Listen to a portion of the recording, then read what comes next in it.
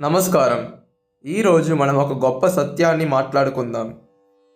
మనిషి జీవితంలో ఎన్ని సుఖాలు ఉన్నా, ఎంత సంపద ఉన్నా, చివరికి మిగిలేది మనం సంపాదించుకున్న మనుషులు మాత్రమే.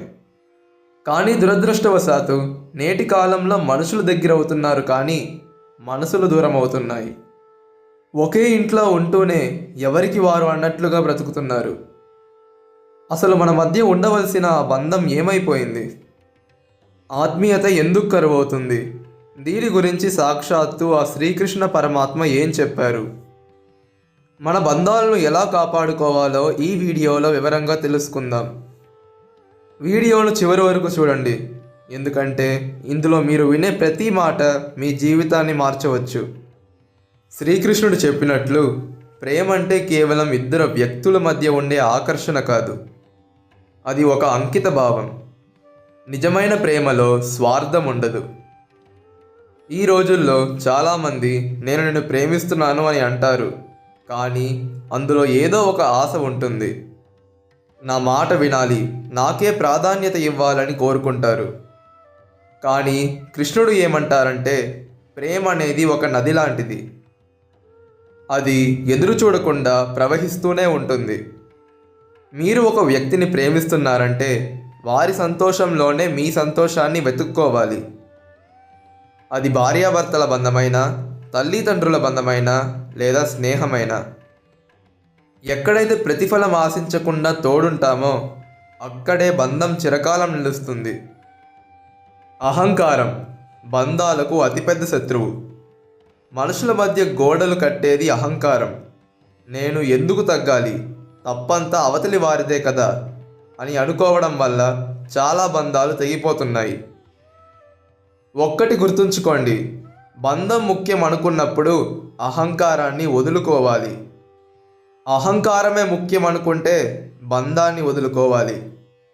శ్రీకృష్ణుడు కురుక్షేత్రంలో చెప్పినట్లు, మనలో నేను అనే భావన చనిపోయినప్పుడే మనకు ఎదుటివారి బాధ కనిపిస్తుంది.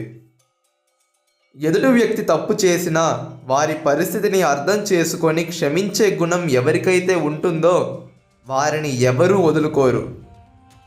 ఒక చిన్న క్షమాపణ కొన్ని ఏళ్ల గొడవను ఆపేస్తుంది.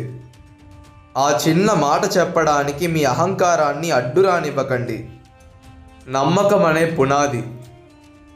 ఒక ఇంటికి పునాది ఎంత ముఖ్యమో బంధానికి నమ్మకం అంత ముఖ్యం.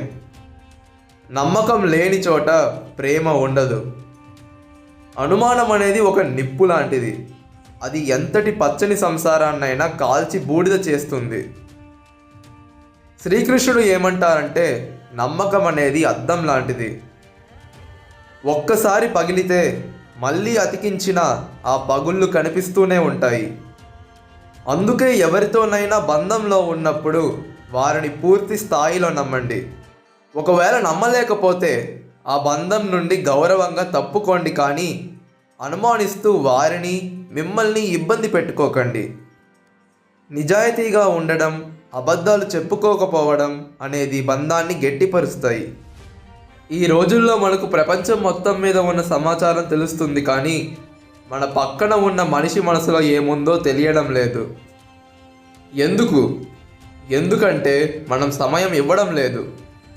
చేతిలో ఉన్న చరవాణిని చూస్తున్నంత శ్రద్ధగా ఎదురుగా ఉన్న మనిషి కళ్ళల్లోకి చూసి మాట్లాడడం లేదు. కృష్ణుడు అర్జునుడికి గీతను బోధించడానికి యుద్ధరంగంలో కూడా సమయాన్ని వెచ్చించారు. అంటే అంతటి యుద్ధంలోనే సమయం దొరికినప్పుడు మన పనుల మధ్యలో మనకు ఇష్టమైన వారి కోసం కొద్దిసేపు కేటాయించలేమా? వారితో గడిపే ప్రతి నిమిషం ఒక మధురమైన జ్ఞాపకం. ఆ జ్ఞాపకాలే రేపు మనం ఒంటరిగా ఉన్నప్పుడు మనకు తోడుంటాయి. చివరిగా నాదొక చిన్న విన్నపం. మన జీవితం చాలా చిన్నది. రేపు ఏం జరుగుతుందో ఎవ్వరికీ తెలియదు.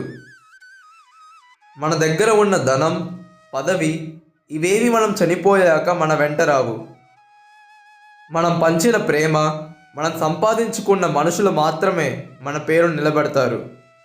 అందుకే ఎవరితోనైనా మీకు మనస్పర్ధలుంటే ఇప్పుడే వెళ్ళి వారితో మాట్లాడండి.